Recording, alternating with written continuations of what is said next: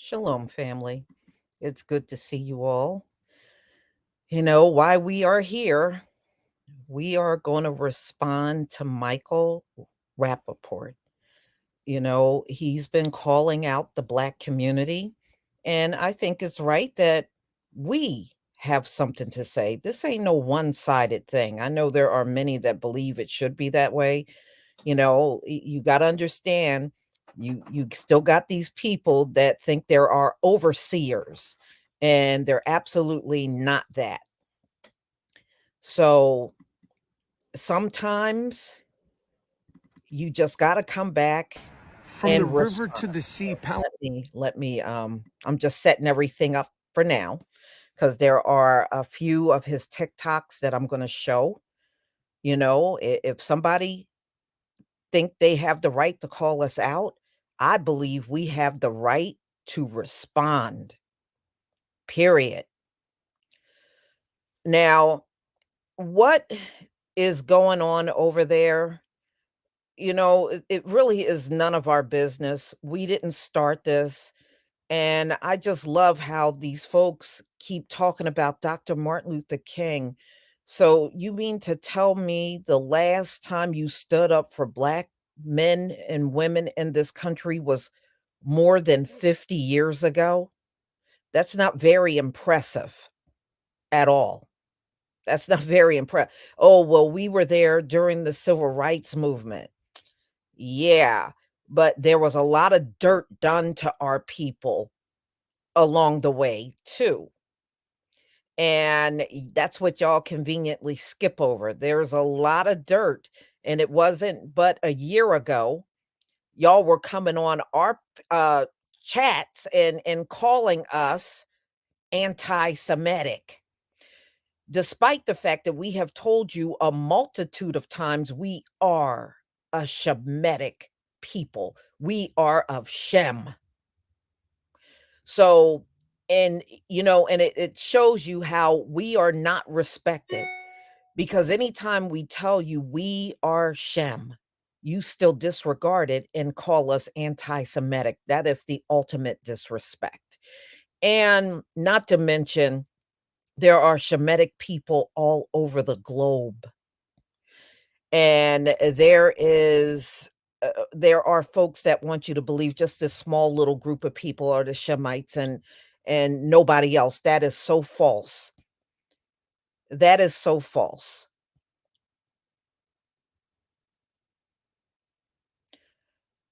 And sometimes there is a time and place to be silent.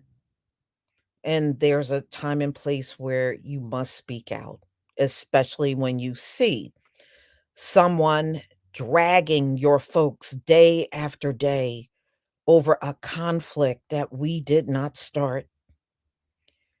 We were not part of for since 1948. We haven't been part of any of those conflicts at all.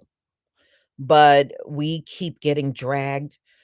Oh, we're not going to forget. Please don't forget. Please don't forget that we made the choice to stay out. I don't care nothing about what you won't forget. Please don't forget. That's what I'm telling you. Don't forget. So let's get into this. So this is for educational purposes. And if those of you do not have TikTok or you're not on Instagram, then you may be hearing this for the first time. You know, for some reason, we have been degraded, told us we are last, we're the worst of the worst, we're criminals. We're being called criminals even when we don't commit crimes, because, see, that's what happened after chattel slavery. We went from being the slaves, and then the moment we stepped off of the plantation, they tagged us with criminal. And jails went up all over the country because those jails were meant for us and no one else. And it's people like um, Michael Rapoport.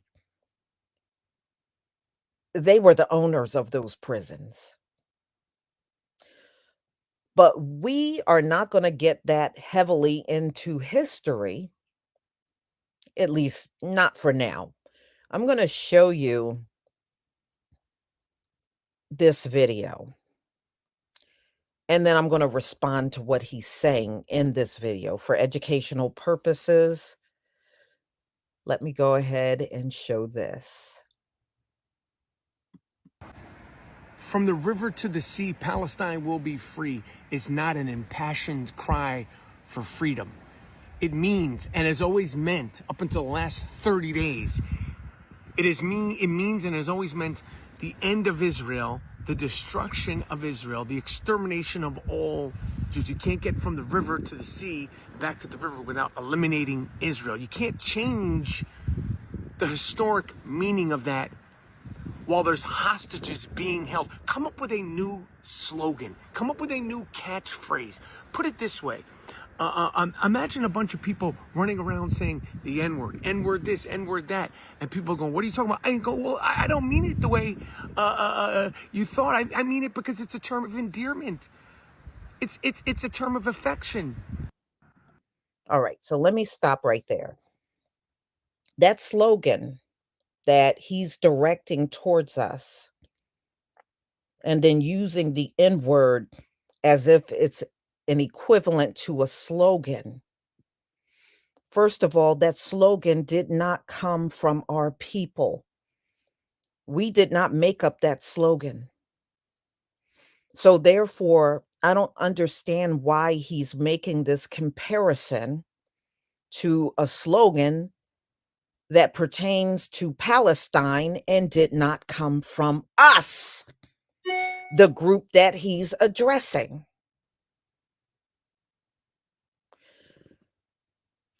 You know, it's amazing how everybody on this earth is always trying to compare their trauma to us. But if we ourselves get on a video or a podcast or even go and be a speaker somewhere and we talk about our pain, they'll try to tell you it wasn't that bad or it's not that. Why do you got to keep talking about race? Why do you have to? Is anybody saying that to this guy?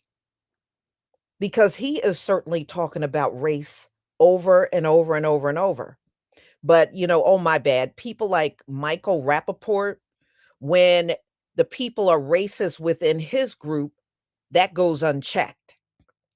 But we are the ones that are expected to denounce each other. And that's one thing I want my people to stop doing. Don't you ever denounce anybody among our group. Even if it's somebody among our group you don't like, you don't denounce nobody at the request of another group of people. Don't you ever do it. And we must shut that down immediately. Nobody on this planet denounce anybody within their group for us, and we must not do it for them. Period. Keith Evans, I know he's married to a black woman, but that doesn't give him free range to drag us.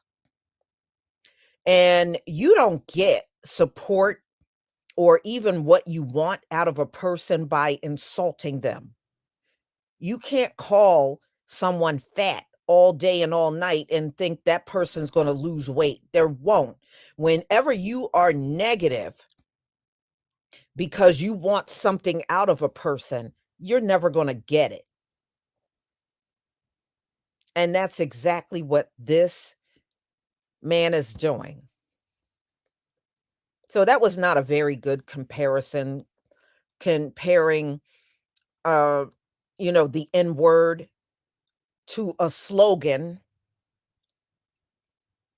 about Palestine that never came from us. Go if you don't like that slogan, go address the people where it came from.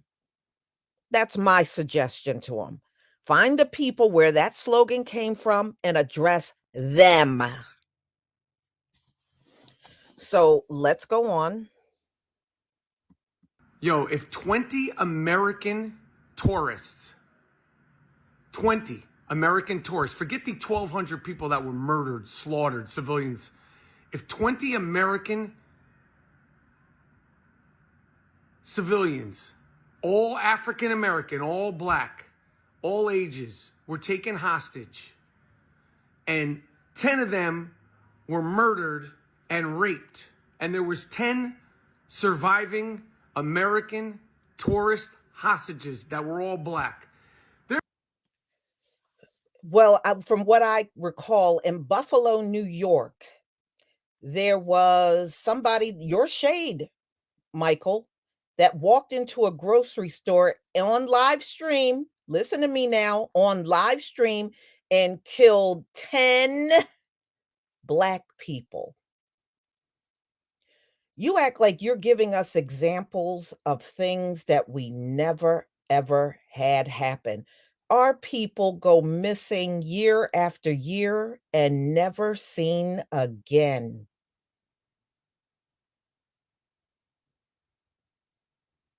It's been happening to us since we've been around these people. In chattel slavery, our people were snatched. They would take free black men and women, kidnap them, and put them back into slavery.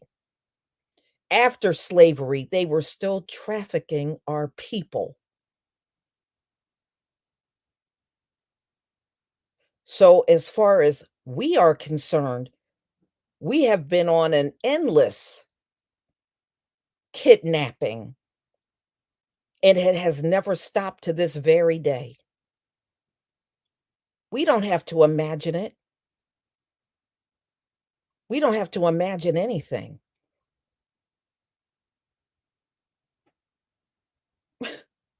I mean, what scenario are you giving us that we have not had happen to our group of people? None. None. But he seems to think he's making a point. He's not making any point. And this is not the way you get people on your side. Let me go ahead and finish up on what he was saying. There's not one motherfucker in this country that would be talking about ceasefire. There's not one person. It would be bring the fucking hostages back, and they better be alive. They better be pristine. There wouldn't be no ceasefire. There would be no round. To all my Jewish. Okay, y'all. Let me stop him there. This is war. In every war in my lifetime that I've seen, there have been ceasefires. In fact, Ukraine and Russia, it has come up even in that war. These things happen all the time in warfare. A ceasefire is not something foreign. All right? It's not foreign. So I don't know why he's talking as if it is.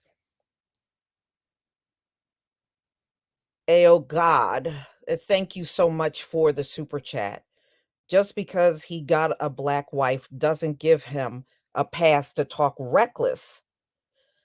No, no, it doesn't. And I agree with you, and sometimes that is the case where a black woman will marry a white man or a white woman will marry a black man.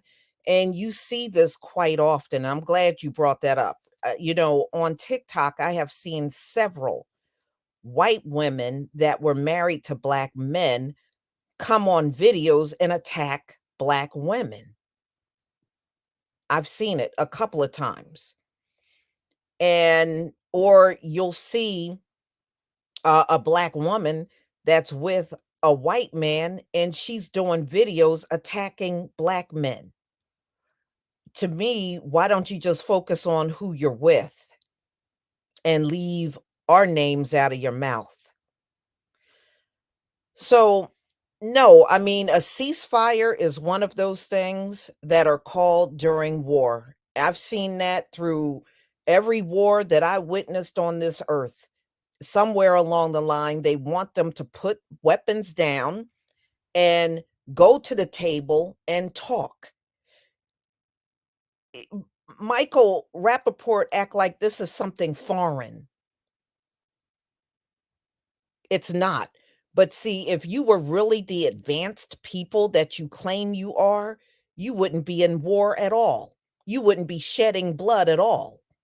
You would find a way to work things out. But, you know, we're not getting involved. So, however they resolve this thing, you can best believe none of us are going to be at the table helping them resolve anything. On a spiritual level, aren't we supposed to be separate? We're supposed to be separated from this. We're not supposed to be running to it. So let me go on to this next video where he is also addressing us.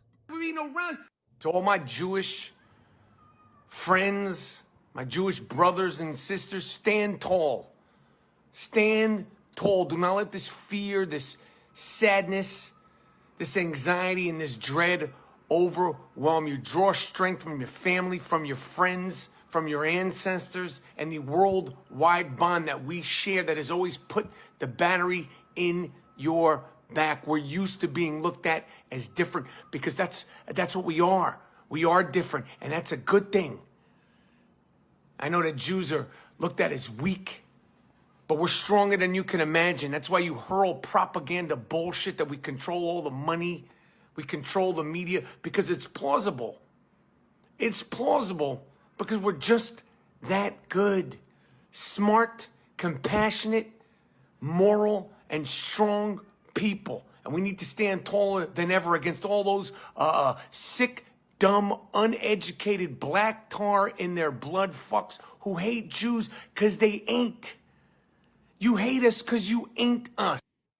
Okay. So let's go back to what he said. He was talking about us. One thing I know we have all heard is them talking about low IQ and all that stuff. First of all, the IQ is the dumbest thing ever. If you got to take a test to determine whether you are smart or not, you're dumb from the start. Okay. No test should determine whether you're smart or dumb. But these folks need that test. You write your own test and pass your own test, and we're supposed to believe you're real smart. Yeah, whatever. Number two, ladies and gentlemen, that low education. Well, we're not all low educated. If you looked at the news lately, there is actually more black men in college than white men. Go look this stuff up. It does exist. And who holds more degrees than black women? Okay, who holds more degrees than black women these days? So, anyway, he said, "You hate us because you're not us?" No, Michael, I said this before. I do not want to be you. I don't want to be like you. I don't want to sound like you. I don't want to talk like you, walk like you. I know y'all get taught this stuff day and night in these different communities. Oh, at least you're not like them black people. We do not desire to be you. Never have, never will. You know, these insults at at the end of the day is going to just make people resent him more. If you go and look at his TikTok, y'all, the comments are not good. They're not good. Most of the comments in his most of the if you read through the comments, most of them are against what he is saying. Yeah, you got a few sprinkled in. Oh yeah, I agree. Oh yeah. But the vast majority of what's in his comment section are people talking against him and telling him this is the very reason why people are not coming to your side. Listen to the way you talk to people. Just listening to those 3 segments that I showed you, has anybody changed their mind and want to side with these folks after Michael Rapoport spoke? I doubt if this man could win over a rat at this point. Seriously. There is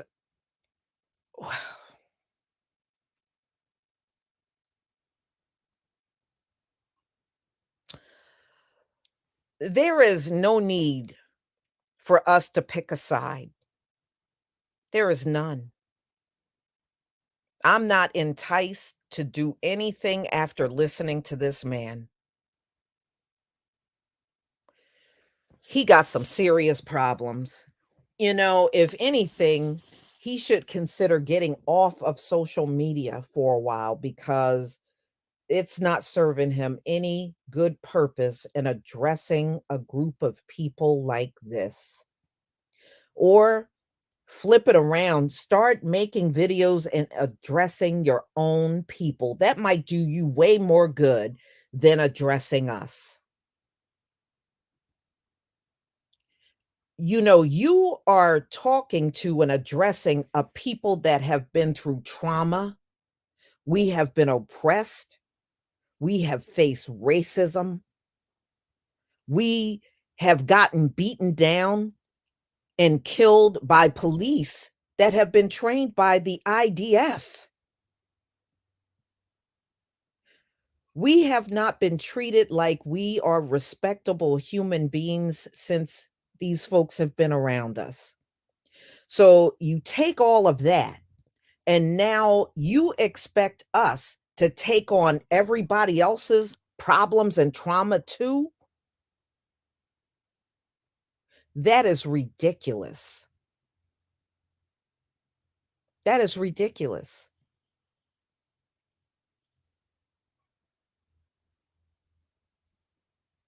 But this is what they expect. And another thing, all of this apologize. Y'all got this black apology thing you got going on in your head. If we say something, we need to apologize. If anybody that is non black say something disparaging about you, I notice y'all don't get on the soap can and demand those apologies.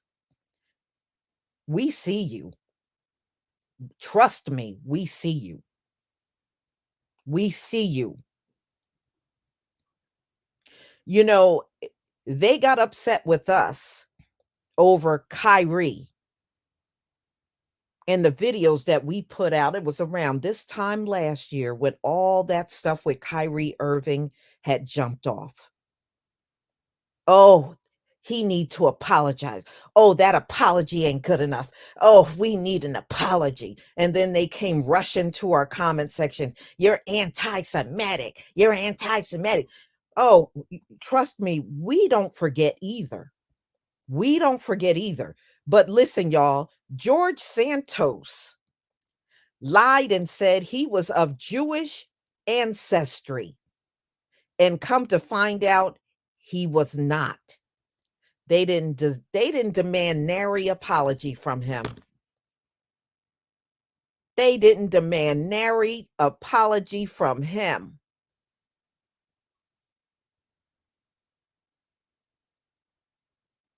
Okay? That's how we know. When you hear apology from them, you know it's a black person.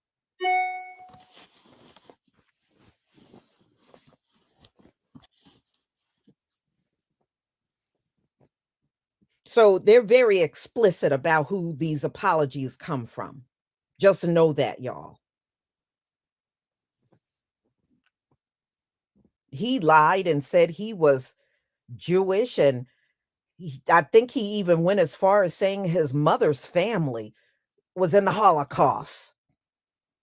And come to find out, George Santos lied about everything. He is not of Jewish ancestry. But nobody jumped up and demanded this apology. And then, if y'all remember, around the same time, because all that stuff came up with Kanye, the same time Trump dragged them. Trump dragged them.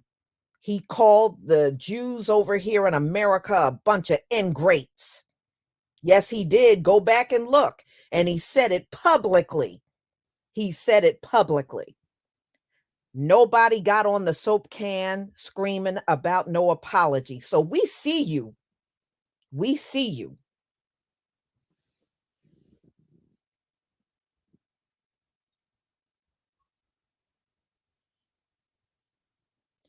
So I hope, because I saw some of the videos. I saw Terrain and Kid Gravity and a few other videos, addressing Michael Rapoport. And these things must be done because, look, we already said what our position is. Isn't it amazing? We get killed out in these streets every single day. I don't see nary Palestinian or Israeli running to our side when we are killed in these here streets, unarmed. I don't see them running by our side when our people are mass incarcerated over crimes that never happened. I don't see them. All they can do is babble about stuff that happened more than 50 years ago. That's it. 50 years ago. Oh, with Dr. King. Oh, the civil rights. You know how long ago that stuff happened? And the people that are bringing this up to you, ladies and gentlemen, many of them weren't even alive. They weren't even alive.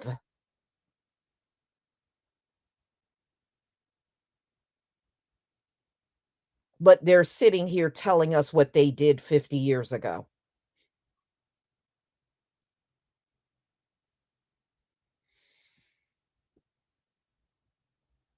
And what about Daniel Hawthclaw when he raped all those black women?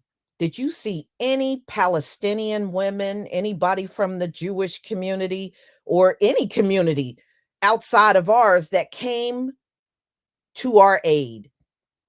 See, that's why when Roe v. Wade was overturned and white women took to Twitter screaming about black women joining them, this is why we didn't. Because when Daniel Hawthclaw raped all those black women, y'all did not show up. Nobody from a women's organization showed up. Nobody came for moral support.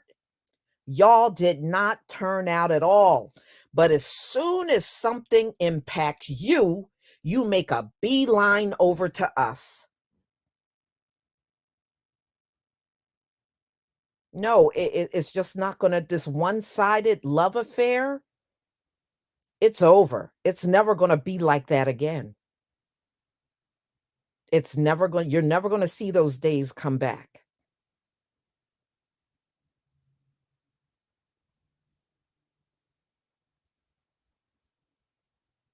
The times of us taking up everybody's fight, that those times are over. We just can't focus on you and focus on getting our reparations, getting our crime bill, and doing something with these cops and qualified immunity. We can't fight your battles and ours. We can't. Just like we don't expect you to fight our battles and your own. We don't have those expectations, and you should not have those expectations when it comes down to us.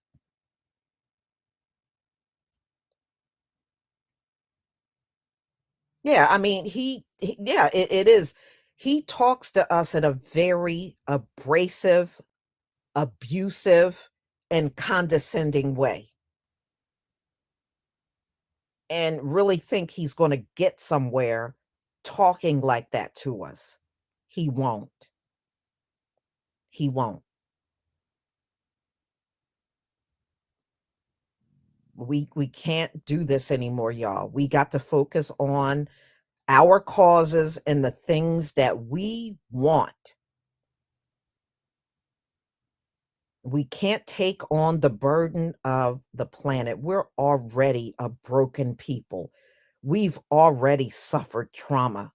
We have already been abused. And now you're going to take those same people and want them to bear your burdens too? No, we can't do it and we won't do it.